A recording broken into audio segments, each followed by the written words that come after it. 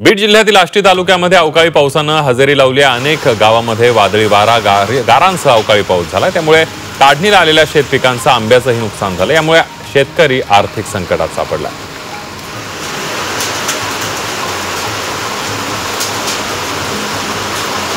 जालन्यामध्ये वादळी वाऱ्यासह पावसानं जोरदार हजेरी लावली आहे। जालना जिल्ह्यातील ग्रामीण भागामध्ये गारपीट सुद्धा झाल्यानं पिकांना मोठा फटका बसलाय, तर उकाड्यापासून हैराण नागरिकांना काहीसा दिलासा मिळाला।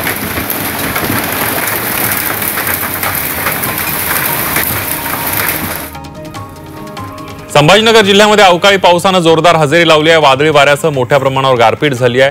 कन्नड, गंगापूर तालुक्यांमध्ये अवकाळी पावसामुळे पिकांना मोठा फटका बसलाय।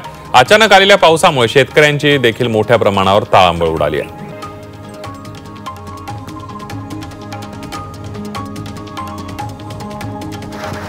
मनमाडमध्ये विजांच्या कडकडाटासह सोसाट्याच्या वाऱ्यासह अवकाळी पावसानं हजेरी लावली आहे। अचानक आलेल्या पावसामुळे शेतकऱ्यांची धावपळ उडाली आहे। पावसामुळे शेती पिकांचं मोठं नुकसान झालं।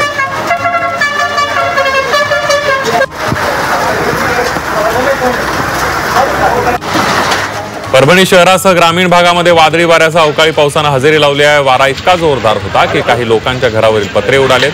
दुसरीकडे परभणी जिल्हाधिकारी कार्यालयातील कोशागार कार्यालयासमोर एक झाड स्कूटीवर उन्मळून पडलं। यामध्ये दुचाकीस्वाराचं नुकसान झालंय।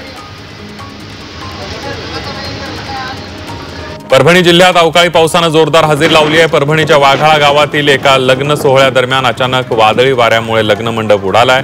यावेळेला लग्न सोहळ्यातील वऱ्हाडींची एकच धावपळ झाली होती।